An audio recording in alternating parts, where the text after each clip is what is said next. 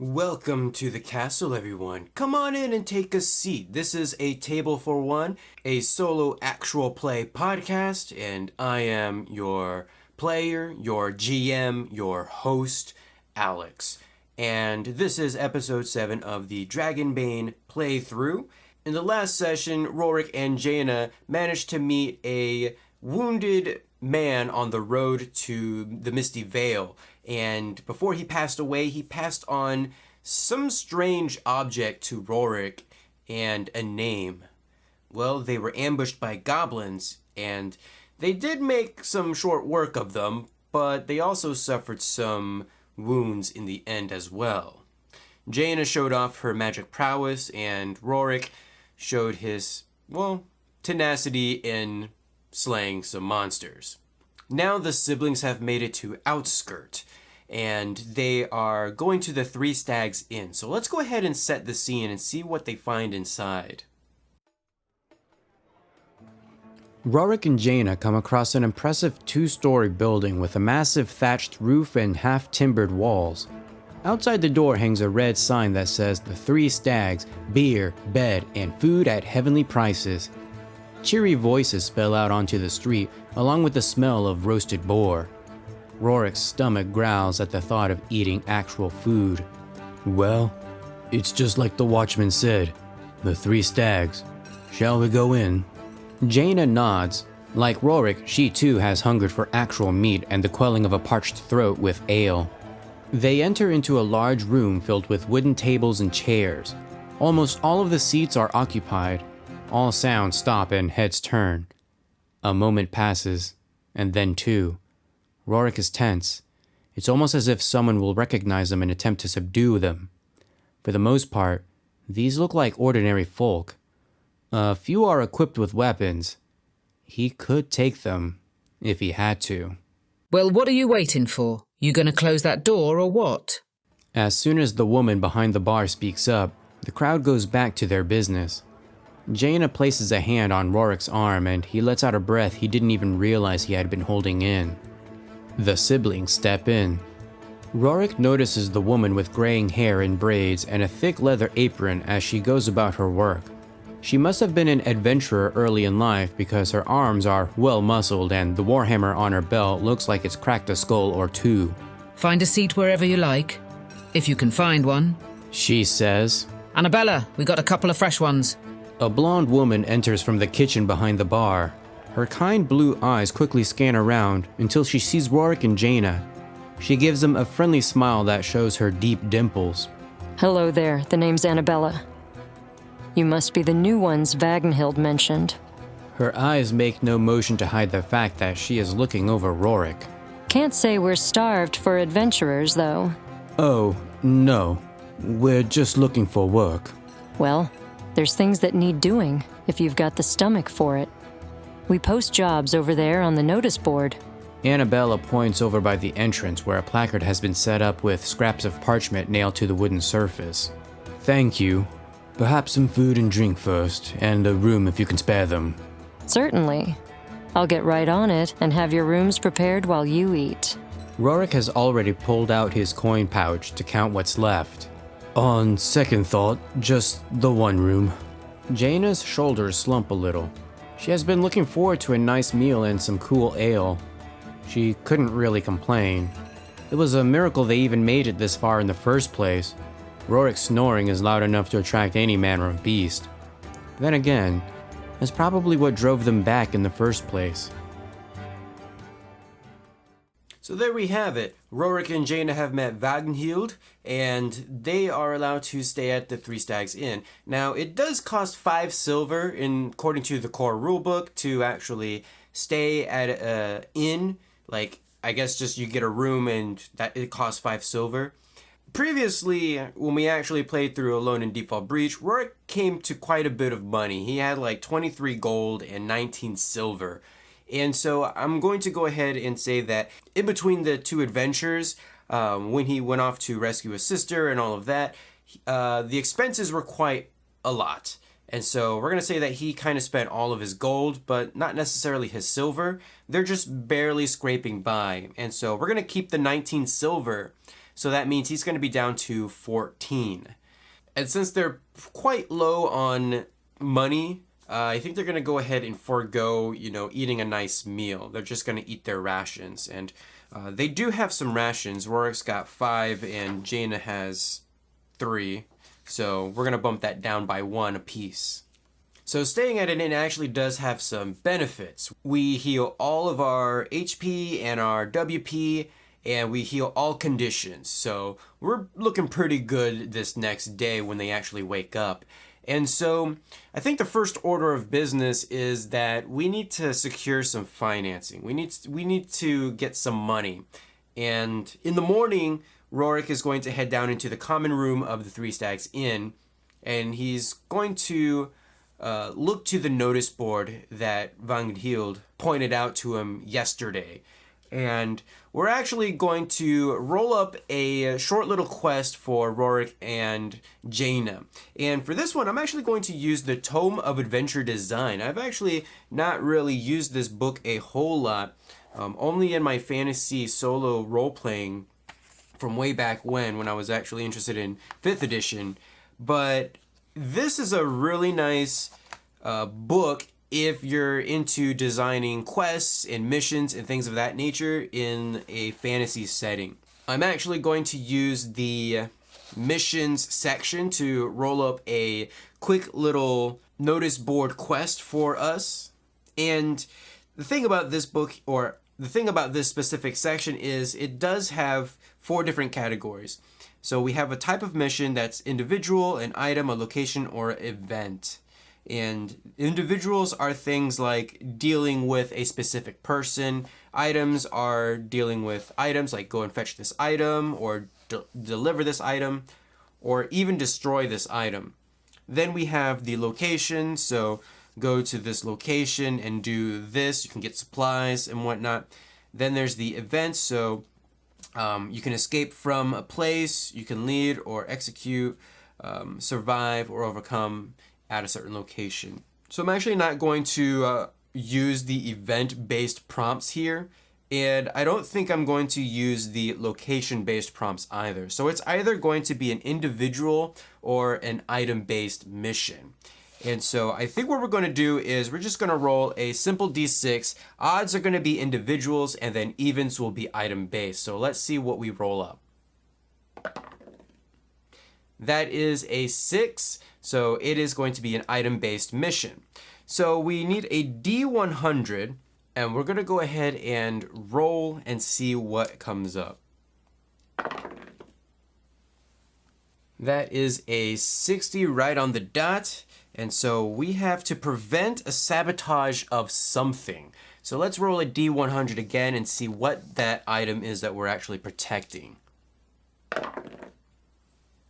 43. So 43 is a map of some kind. So we need to find, or we need to protect a map of some kind. So perhaps Rorik, when he's looking around the common room, he sees somebody that's in need of some help, probably getting ready to put the notice on the notice board. And so let's take a look at the typical NPCs that are found in the core rulebook. These are just some generic stats for just some generic characters that you might need. And so we have things like the guard, a cultist, a thief, a villager, hunter, bandit, adventurer, and scholar, as well as some boss level NPCs. And I'm actually going to use the scholar because it makes sense that if we're needing to protect a map, then it's going to be tied to somebody who knows how to use it. Perhaps, maybe. So we're going to be talking to a scholar, but we're going to roll and see just exactly what kin they are. So remember, we have human, dwarf, elf, halfling, wolfkin, and then the mallard. So a d6 roll for us. Let's see what we roll up. A 4, which is a halfling. So some sort of a halfling scholar is looking for some protection, I suppose, from some sort of a entity or some ne'er-do-wells who wants to ruin his map. Maybe he is a scholar who's looking for some sort of an ancient site that this map can provide, but he kind of got on the wrong side of somebody. Maybe somebody who took a loan. Ooh, actually, that sounds really good. We're going to say that this halfling took out a loan from somebody, and this person is looking to reclaim his valuables, the halfling's valuables and whatnot. And the last thing that we're going to do is choose a name for this guy. So we're going to roll a d20 for that one. Let's see what we roll up. That's a 17, so a 17 is either Hjorvald, Estrid, or Isadora. Let's go with Isadora. There's not very many halfling females in this world, and we're going to make one right here. So we have Isadora the Halfling Scholar. So we need to protect Isadora the Halfling, but where exactly is she going? Because I doubt that she wants to stay in town with this mobster figure looking for her. So we need to escort Isadora away from Outskirt. So there's a very nice section in the core rulebook about creating your own adventure, and we're going to go ahead and roll some stuff up for the journey. And first off, we need to roll a d4 to see what difficulty the journey is going to be. So d4, let's see. That's a 1, so it's going to be easy with plenty of time for song and camaraderie. So maybe she's not going super far, she just needs to get out of Dodge, and so we're going to try to help her do that. Next, we need to see exactly where is she going, and so that's going to be a d6 roll. The journey ends at the bank of a river, so maybe she's got some friends who are over there at the river that can transport her somewhere else. We just need to get her from point A to point B at this point. And I'm actually not going to roll any more on that, but basically after this we would roll a d8 for there is and it gives us some details about where or what's in this location that we're in. And there's also a d10 roll for something else that's there. And then the d12 roll for that this area is surrounded by, like a swamp, thick fog, dark gnarled trees, and then a d20 roll for this place is called. And I'm not really going to roll on that. We just need to get her from outskirt to not outskirt to where the river is. And based on this map that I have in front of me, there's a nice river that kind of passes to the north. And so I imagine that we're just going to take her up to the north and where this bridge is. That way we can give her to whoever's transporting her wherever else that they happen to be going. So Rorik is going to head back to his room that he's sharing with Jaina, and he's going to tell her about their new quest. That they're going to be paid to do this. And so after some talking a little bit, Jaina wants to come with Rorik, even though he might say something like, just stay here for a while and I'll be right back. But no, she's not all for that. She does not want to be left alone. And eventually Rorik agrees to kind of take her with him. I mean, she does have his uses, but he can protect her if she is close by. He can't protect her if he leaves her behind somewhere, because anything can happen.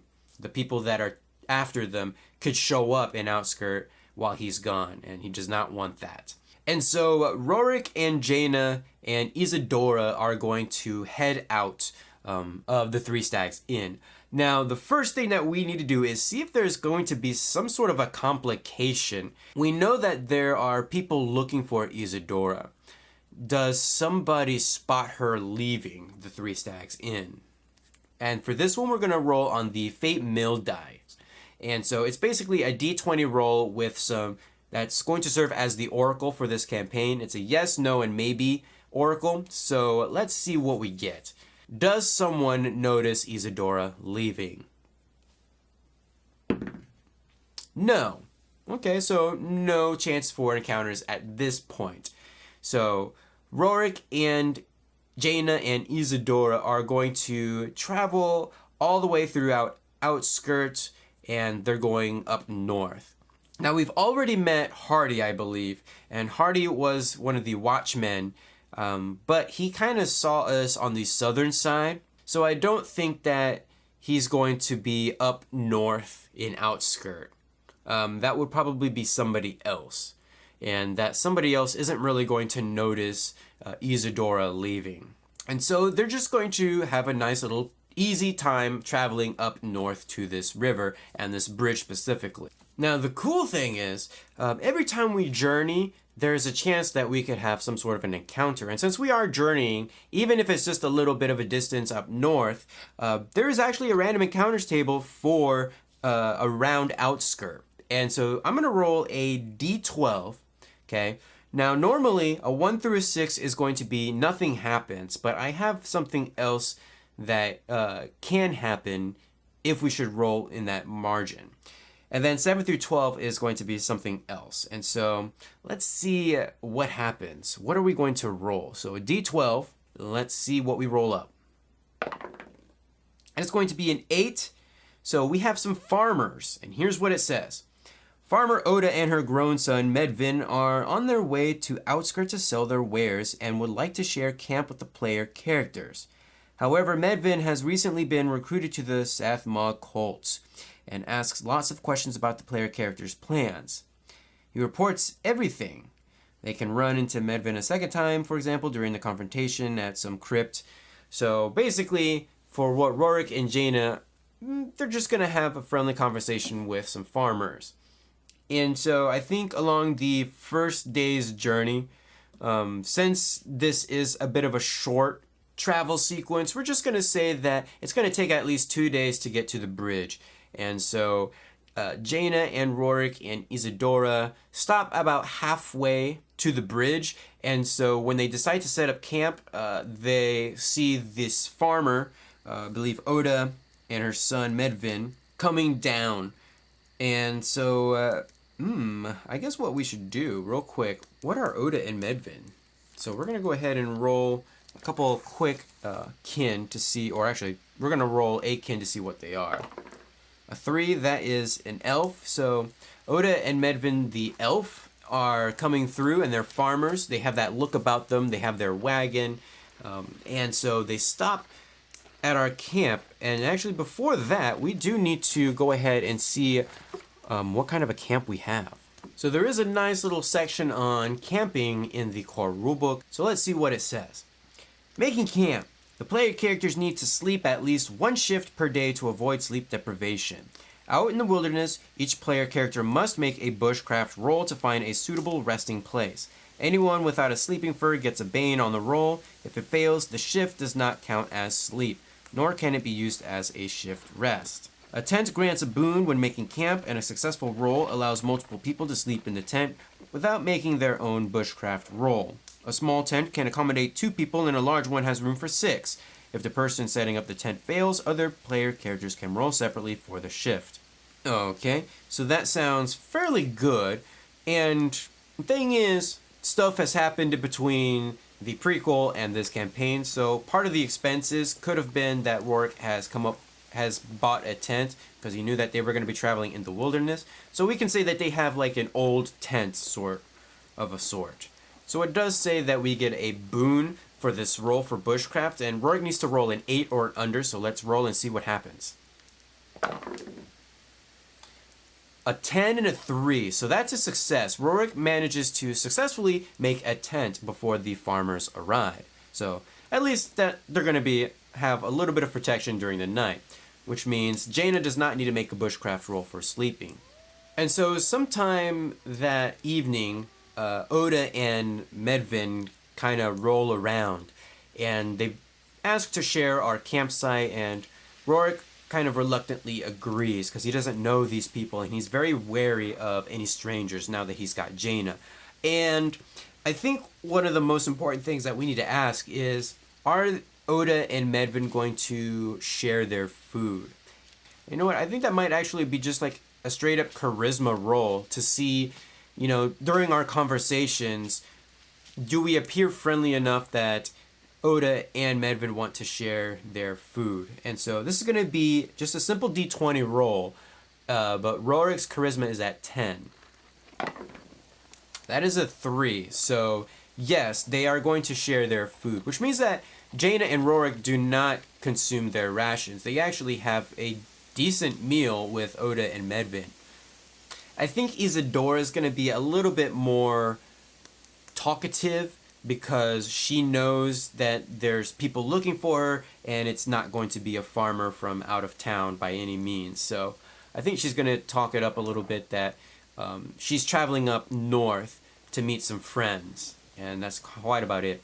But Medvin is going to take a notice at Rorik, the buff fighter, and it's going to ask all sorts of questions that Rorik tries to dodge. And I think this one's going to be a bluff because he's not going to tell the truth or try to tell the truth. So I think he's going to go ahead and use bluffing in this instance. And that's going to be a D20 roll. Unfortunately, Rorik's bluff is at 5. So he needs to roll a 5 or under. I mean, we've rolled like a couple 3s so far, so it's feasible. So let's see how we roll. That is a 14. So unfortunately, it becomes pretty obvious that Rorik is trying to hide something, that he's not telling the truth. And he doesn't specifically say that he's running from like a bunch of mages who have it out for him and Jaina. But it's going to be quite obvious to Medvin that Rorik is hiding something. And it has to do with the quiet mage person that's his sister. And so we'll just leave it at that for now. And that could come up a little bit later if we should meet Medvin again. In the morning, they are of course going to part ways. Oda and Medvin are going to continue down south along the road until they get to Outskirt, while Rorik, Jaina, and Isadora are going to keep traveling to the north until they get to the bridge later that day. So let's go ahead and see what's going to happen. We're going to go ahead and roll on our D12 yet again and see if there's anything further. A 4. And so whenever I roll as a nothing happens, it doesn't straight away mean that nothing happens. It means that we're going to go ahead and ask the Oracle a question. And it's either going to be, does something happen? Yes or no. It's going to be straight down the middle. There's going to be no maybes about it because it's either yes, I'm going to roll on the extra chart, or no, I'm not rolling on the extra chart. So let's see what the Oracle tells us. Yes. So something does happen. Now, as I've said before, I am going to be using Additional Journeys by Philip Reed Games, and so there's going to be a nice little chart for random encounters around Outskirt. Now, this one is just going to be a simple D8, since we've already established that yes, something is going to happen here. So let's take that D8 and see what happens. Oof, an 8. So we have a traveling merchant. Pandal Torov, a mallard merchant, is traveling between towns on his 2-wheeled cart. The mallard's donkey is tired, so the pair are camped under a tree and resting. Torov is friendly and will happily chatter on with the heroes until late in the night. He's transporting a load of chickens to sell to the townsfolk, and the wagon clucks throughout the night as the terrified chickens find it impossible to sleep. Okay, so we're just going to meet a fellow mallard here who's resting because his donkey's tired. Okay, that's pretty understandable. It's pretty interesting that we're meeting some nice folk on the road. I mean, small world, strangers being kind to each other. I mean, hey, Rorik's kind of feeling a little glad about that, you know? You move into a new neighborhood, you expect the neighbors to be nice. All right, I can dig that. So I don't think that Rorik, Jaina, and Isadora are going to spend a whole lot of time conversing with Pandal Torov, and so they might stop for a quick rest, and then they're just going to keep going about their day. Sometime that afternoon, they are going to come up to the bridge. Now, we're going to go ahead and say that there's going to be some sort of a complication, because a little quest would not be fun if there wasn't at least some sort of a complication. And so we're going to go ahead and say that there are 3 bandits, and they are at this cart, let's just say. And there's like another halfling there. Actually, let's see. Who is there? What kind of a person are we going to see? We're going to see a dwarf. So some sort of a dwarf is being held hostage by these 3 bandits. And they've been waiting for Isadora to show up because, well, there's a bounty on her from Outskirt, and it's the whole reason why she's leaving in the first place. And so there are some stats for bandits. We're going to go ahead and use that. And, well, let's see if Rorik can kind of talk them down, at least into freeing the dwarf. Now, I am going to be making a persuade roll at disadvantage because it's definitely not feasible that Rorik can just come up to complete strangers who have, like, leverage over him and demand that they release. Ooh, actually, that would be a little bit more interesting. Let's go ahead and say that's more of intimidation. That he's going to go ahead, use persuasion, but in an intimidating manner. So still at disadvantage, but let's see what we roll and come up with. He has to roll a 7 or under for this one. Oof. Wow, that was actually super duper close. So we had a 4 and an 8, and he needed a 7 or under to get that. I am definitely not going to push the roll because the bandits are so set that they have this hostage and they're going to go ahead and use it to their advantage. And so I think the only thing that's left to do is to find some sort of a way to diffuse the situation, because these bandits, they've got like bows pointed to the dwarf's head or something like that, or knives up to their throat. So they mean business, and they want us to disarm, and they want us to give up Isadora.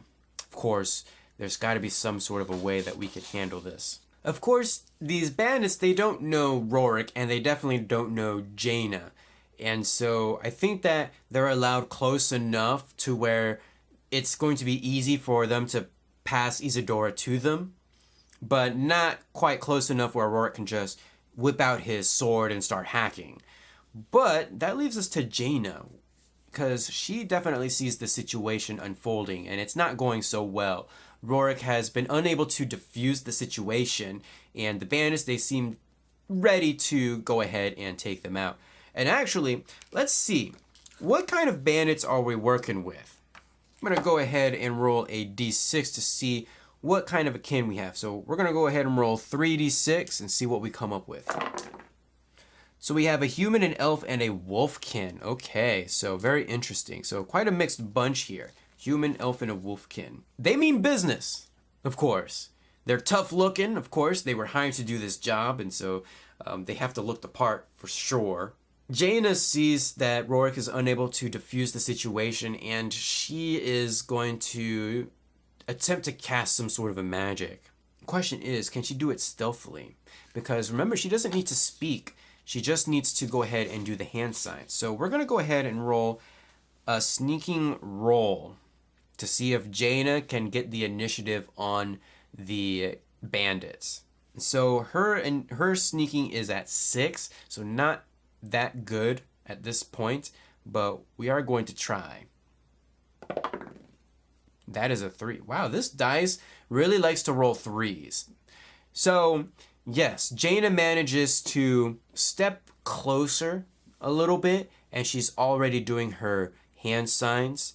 I imagine it's going to be some sort of circular motion because it's wind that we're going to have her cast. She's going to cast Gust of Wind. The spell summons a great gust of wind.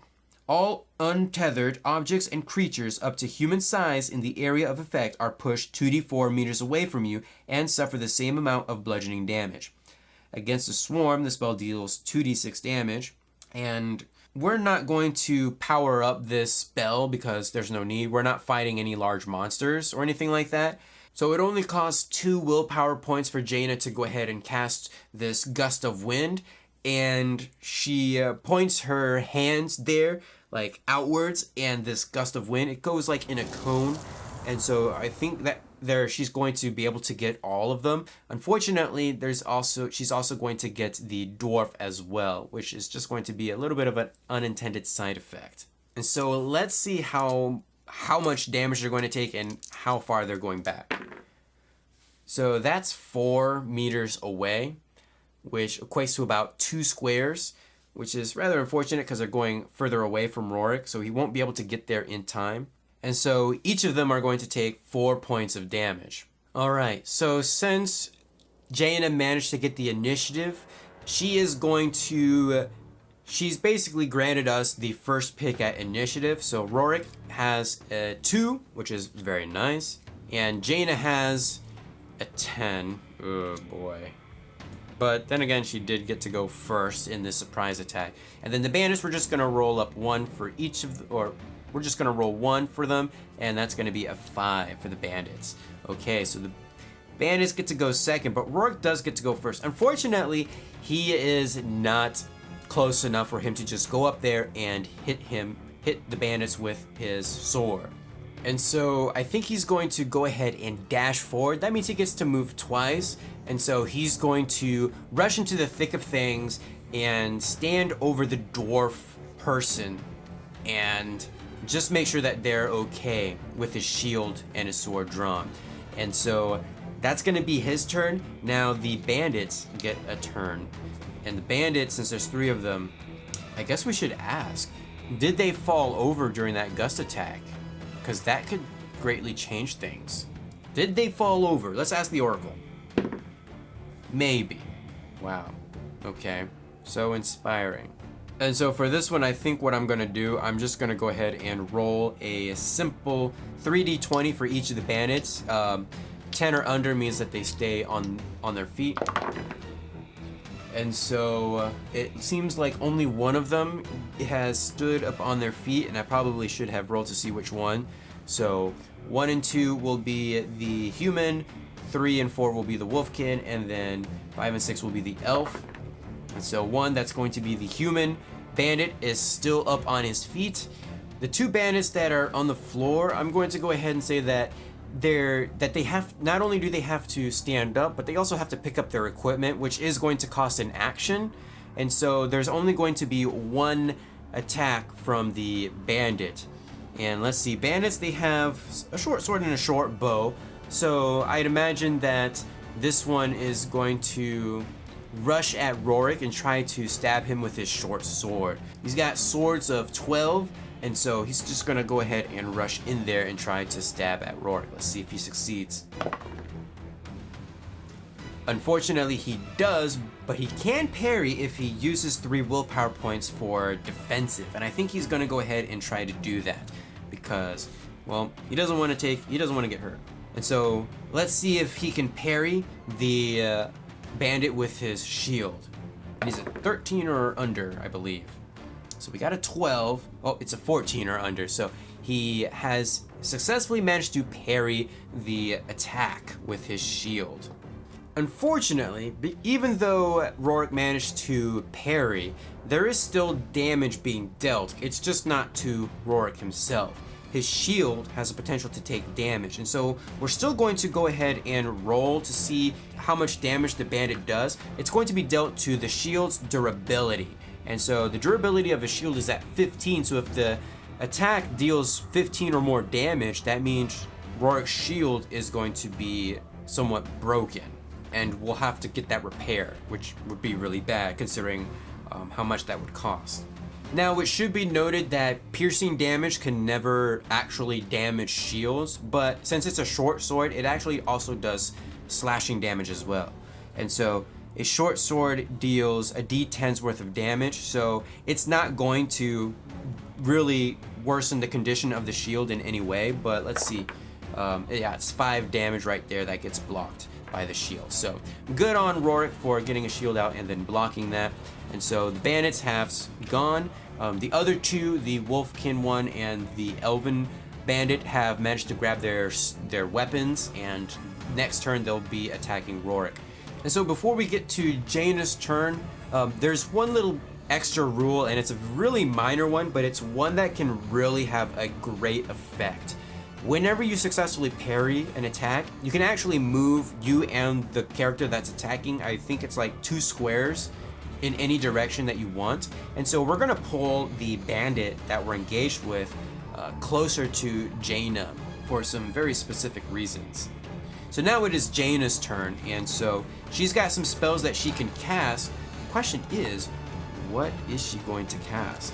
I think really the only thing that she can do that's in range, because as much as I would like for her to just run up there and then cast Frost, which does like a sphere that's, 4 meters, a sphere 4 meters around her, and just instantly freeze everything, she can't do that this turn. So instead, she's going to cast Fireball at one of the, let's see, let's do it at the Wolfkin.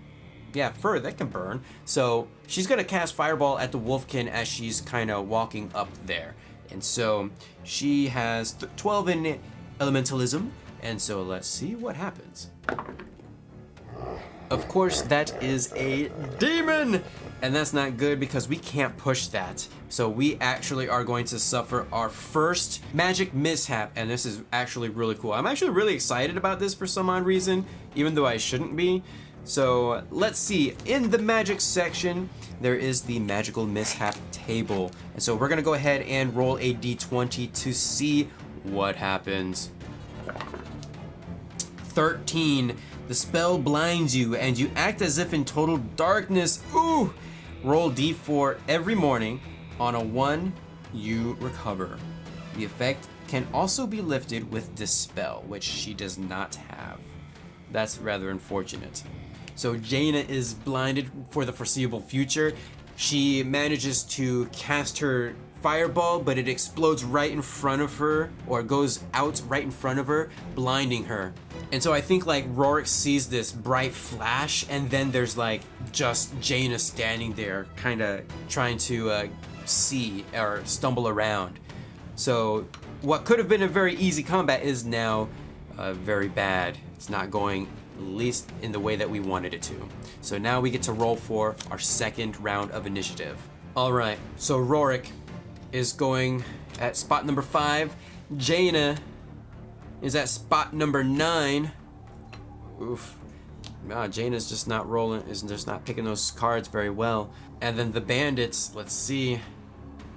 Number 8, okay, so unfortunately Rorik still gets to go first again, but Jaina's going last, and that could be quite bad.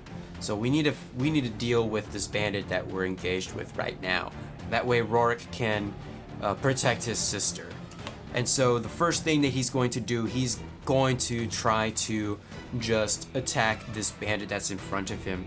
And so we're gonna go ahead and roll. We need to get a 14 or under for that. So let's see what happens. That is another 3 on this die. Okay, so yes, he does manage to successfully slash. That is going to be 2d8 points of damage plus our d4. So let's go ahead and roll for damage. Oof, that is 6 points of damage to this bandit. Unfortunately, he's still got 2 left. So he is still standing, which means it is the bandit's turn. The one that's in front of Rorik is for sure going to try to attack him again. So he needs to get a 12 or under. That is a 2, so yes, he is going to attack. I think Rorik is going to go ahead and try to parry again with his shield, of course. That 12 does it, and so let's see. Well, we already know that there's no way that the short sword is going to be able to damage the shield that he has, but let's see. That's 4 damage that's blocked by the shield, so good on us. The other 2, however, I think they're going to come up to Jaina because they both notice that she's the mage, and mages are dangerous. They have the ability to annihilate you from far away. And so they're both going to take their short swords and they're just gonna rush right up to her. And so with their short swords in hand, they're just gonna try to stab her. So they need a 12 or under. Let's see. Oof, and they both hit. So that's gonna be 2d10 points of damage to Jaina, who's got 13 points of damage. Oh boy, let's see how much is she gonna take, because she can't really parry or anything like that. 6 points of damage. That's actually not bad. I mean, that's a little less than half of her HP, but she is still standing, and that's the most important thing, especially in this fight. So now comes the fun bit. Jaina feels slashes all over her body, and she is going to have a moment of panic. She can't see, and that's scary enough as it is already. And so she maintains her focus, and that's when her gestures become sharp and jagged, and then becomes quite smooth like in a sphere. And that's when the air around her gets cold. Now, we've managed to maneuver Jaina a certain way that she's not going to affect Rorik and that bandit, but she is going to affect these 2 bandits. And I think that the dwarf, who's a little bit further back, is going to notice that, you know, the ground is becoming frosted, and he's just like straggling to get back. Like he's kicking with his knees just to drive himself back a little bit. But here's what frost does. You drastically lower the temperature around you. All natural fires in the area of effect are extinguished, and all living creatures lose d6 HP and d6 WP when the spell is cast, and become cold as per the rules. They cannot heal HP or WP until they get warm. In addition, humanoids, as in not monsters, in the area of effect when the spell is cast are also frozen in place and can neither move nor perform actions, not even reactions. On each turn, a frozen victim can make a strength roll, not an action, to break free. Each additional power level increases the range by 4 meters. Also, any water in the area of effect immediately freezes. In a river, this creates an ice flow that you can walk on or use as a raft. I don't think we're quite that close to the river just yet, but these two foos, they getting frozen solid. So, a d6 worth of HP and WP lost. Only 2, so they both lose 2 HP and 2 WP. I don't think that really matters in the whole grand scheme of things concerning NPCs, but it is there if we need it. But that's not really the most debilitating part about the spell. They are now frozen solid, and that's what we really want. So I think Rorik kind of sees or feels that breeze kind of push like along the side or in front or in back, however which way he's facing. And he kind of glances that way and he sees that Jaina is surrounded by 2 bandits that are now frozen solid. So let's go ahead and roll for initiative yet again. Rorik has an 8. Ooh, not good. Not good for Rorik. Jaina has a 1. She's definitely going first. She is sick and tired of being picked on. And then the bandits are going at 7. I think the only thing that Jaina can do is that she's going to run off in one direction and just kind of run from this fight as far as she can, because she can't see, she's blind. So that means the bandits do get to go next. And since the bandits are frozen, or 2 of them are frozen, they do need to make a strength check. Because the bandits don't have an actual damage bonus on their stats, it's assumed that any strength or agility scores are going to be at 10. So in order for the bandits to become unfrozen, they need to get a 10 or under on their roll for strength. So at least one of them gets unfrozen. We're gonna go ahead and say that's gonna be the Wolfkin. He's no longer frozen, but the elf is still frozen. So that means the bandit that's next to Rorik is going to go ahead and try to attack Rorik yet again. Rorik is going, well, let's see what happens. Okay, bandit needs to get a 12 or under. That's a 2, so yes, this time he does. Since Rorik is distracted, I think he's gonna go ahead and take the damage, and that's gonna be 2 points of damage for Rorik. So, not bad, but remember, he's also wearing armor, and so that armor is going to negate all the damage. So, there's that. The other bandit, the Wolfkin that's not frozen, is going to give chase to Jaina, and I think Jaina's got quite a bit of distance on him since she was able to move, that the Wolfkin is not going to be able to do any attacks or anything like that, but he is going to catch up to her in that sort of a sense. And so Rorik sees that the Wolfkin is now after Jaina. He's got to deal with this human first, and so he's gonna go ahead and hopefully make one last attempt to kill this bandit with a 2. Okay, we still haven't gotten the dragon that I really want, but we still managed to deal some damage. So 2d8 with our d4. Let's see what we get. That's gonna be more than enough to kill him, and then some. Actually, this would have been enough to kill any one of the bandits. And so this one falls. Rorik is going to break away from the corpse, and he's going to go over to the frozen one with very much intent on just destroying him. All right, so Rorik's next initiative is a 10, so not quite. Jaina's initiative is an 8. Ooh, that's also not good. So that means the bandits got a 5. They're definitely going first. Yep, everything's turning down for us. It actually has been turning down for us ever since Jaina got blinded. Okay, so the bandits, one of them needs to make a strength roll to unfreeze. Let's see, 10 or under. 4. Okay, so he is now unfrozen, he is going to try to attack Rorik, who's right in front of him. He sees that this big man with the big sword and the shield is going to basically probably cut his frozen head off. No, he's not going to have any of that. He's going to try to stab at him first. And so, let's see, a 12 or under. Ooh, hey, look at that. The bandits actually missed something. That's a 19. So he does not. Rorik just manages to get out of the way. Or maybe this guy's just too slow from still being frozen. And it's no dice there. So the other one, the Wolfkin, has now caught up to Jaina. Really think the only thing that's going to make sense is that this Wolfkin is going to try to hold Jaina hostage. Like pin her down and whatnot. And so I think that's going to be like, well, let's see. It's going to be an agility. It's going to be against her agility. This will be an agility at disadvantage for Jaina. And so the Wolf Kid is going to attempt to wrap his arms around, and Jaina's evasion is at 12. So a little bit higher than Rorik's, but it is going to be done at disadvantage because she is blinded. That is going to be a demon roll, of course. And so there we go. Jaina is now fully restrained. I don't really think there's anything that she can do because we've already given up her reaction. And so the bandit is going to essentially hold his short sword up to Jaina's neck and call out to Rorik. This time, there's no getting around it.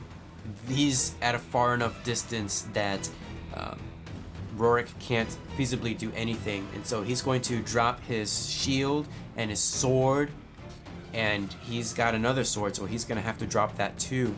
And given the situation, he's going to have to give somebody up. And the Wolfkin is for sure going to want Isadora because that's his target. And so Rorik is forced to bring Isadora closer. He walks very slowly, and we're gonna see if Jaina can escape. So her evasion is at 12, which is, I think, is what makes sense to use in this situation because she's trying to escape his grasp. Of course, she is blinded, but would that really affect now that she's actually... I would say no, because before when she was blinded, she didn't know that it was coming, but now she's actually got a grasp on where this Wolfkin is. And so she's going to go ahead and try to evade on her own. So 12 or under for Jaina. That's 4. Okay, so she manages to like maybe take her foot and stomp down on his toe, which breaks him away. And I think at this moment she is going to for sure cast a spell. The question is which spell. Normally when you make a ranged attack or anything like that, well, you can't really make a ranged attack during blindness, but in melee you need to make an awareness test to see if you can spot. So I think that panic is going to come to fruition again, and she's just going to cast Frost and try to freeze the Wolfkin. 12 or under to cast a spell. Oof, and I think she is going to definitely try to push the roll. Oof, that was very close to another demon. She's going to be scared for this one because she's blind, and I mean, the fear of being taken away from her brother is just definitely got her. That's a 3, another 3. Yeah, that was like 4 3s in the session. So yes, so it's going to be a d6 worth of damage to his HP. And that's only 1, but most importantly, the Wolfkin is frozen. And with that being said, Rorik is going to quickly rush back, grab his sword, and he's going to try to rush. Now, the thing is, the Wolfkin, he has a chance to break free from this frozen spell. Can he do it, or is his fate sealed? 18. That's not 10 or under. So this Wolfkin is going to be frozen as he watches this hulking man raise his sword with both hands and running right up to him and shink. It's going to be 2d8 plus 4 damage. That should be more than enough to destroy this guy. 7 and 7 make 14, plus another 4 make 18. This guy is without a head. And so I think at the end of it all, Jaina kind of sinks down to her knees with tears in her eyes, and Rorik is forced to just like drop everything and try to comfort her, wraps his arms around her, pulls her into a deep embrace. Of course, she knows that it's him. I mean, she can smell it. She knows that it's him by his voice and his demeanor. Isadora is going to go to the dwarf and untie him, and I think they're going to spend a moment just to kind of de-escalate or to de-stress after that whole situation. After a while, Rorik is going to go to each of the corpses to gather up what treasure he can. This is going to be a draw on the treasure deck. I think that would be most appropriate for this situation. I'm not going to draw one for each of the bandits because I don't think that there's going to be anything significant in that regard. So let's see what they got. So one of these swords is going to be master crafted, and it only makes sense that it's going to be the short sword because they were using short swords. So we're going to say that one of the bandits has a mastercraft short sword. So we're going to go ahead and take that, and we might use it. We might be able to sell it. So with that being said, Rorik and Jaina are going to part ways with Isadora and the dwarf. The dwarf manages to gather up Isadora's things on the wagon, and they are heading away. Where they're going, Rorik doesn't know. All that he knows is that he successfully managed to do something good for this halfling. Which also begs another question, how much are we getting? What are we getting?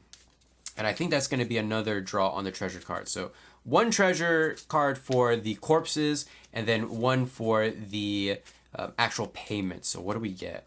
3d6 times 10 silver coins. So 8 times 10, that's going to be 80 silver coins right there. That's actually quite a bit of money. That can definitely prolong the stay at the Three Stags Inn for Rorik and Jaina. Plus, with a little bit of money, now they probably have enough to splurge out on a nice meal and maybe even a bath.